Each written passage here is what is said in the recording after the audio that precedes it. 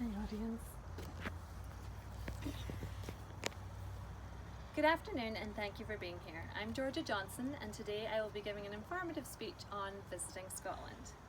When most people learn that I'm from Scotland, they often associate me with Mel Gibson standing on top of a mountain screaming freedom over a blood-stained battlefield.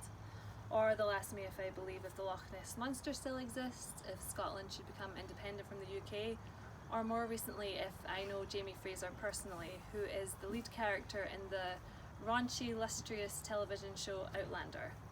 I have met Sam and he is every bit as hot in real life as he is in the show. And had I known there were men like that in Scotland, I might never have left. But joking aside, Scotland has so much more to offer than half-dressed men in plaid skirts with blue face paint across their perfectly chiselled jawlines. Scotland is a magical, beautiful, lustrous place all on its own. In fact, as stated in the UK newspaper, the Evening Times, in their article, Scotland is the most beautiful country in the world, according to Rough Guide, published September 4th, 2017, they said, a poll conducted by the Rough Guide found readers believe Scotland to be the most beautiful country in the world, beating Canada to the #1 spot.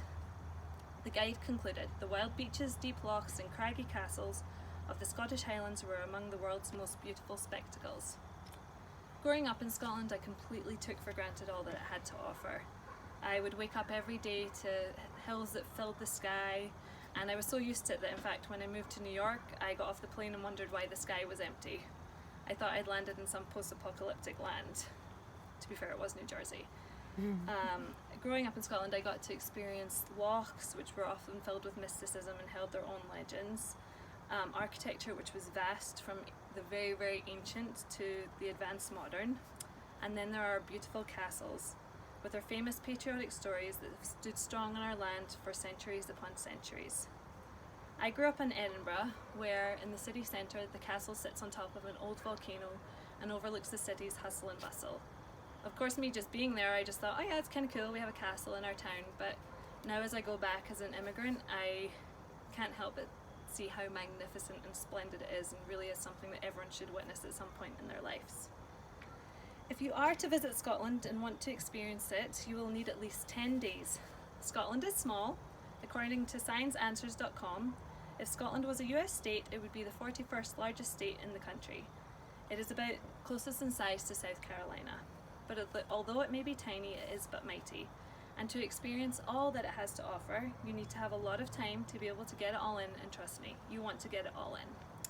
In the Telegraph article, 15 Extraordinary Things to Do in Scotland, published August 18th, 2014, it lists just a small fraction of things you can do.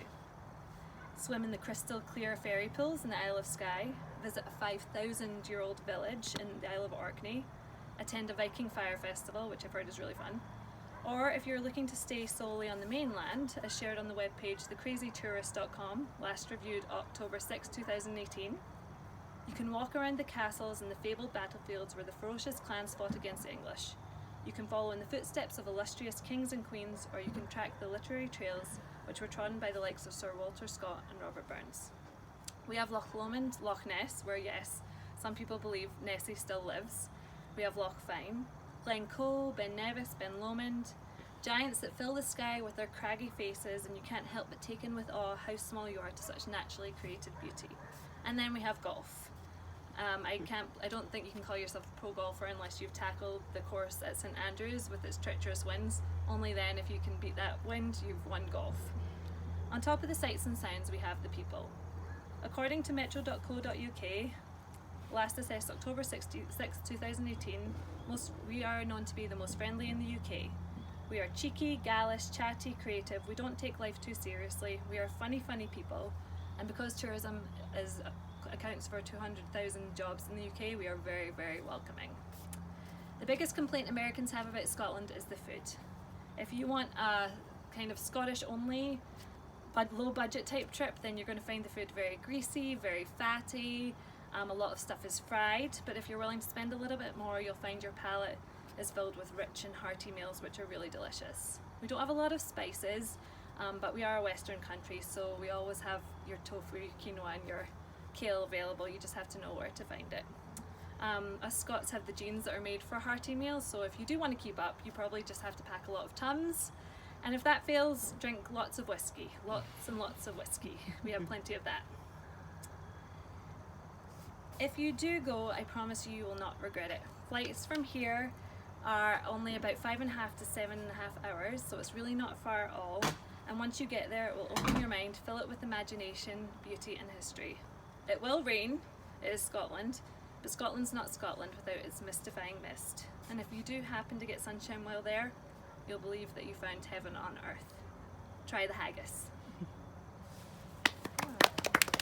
Thank you. And you're still here.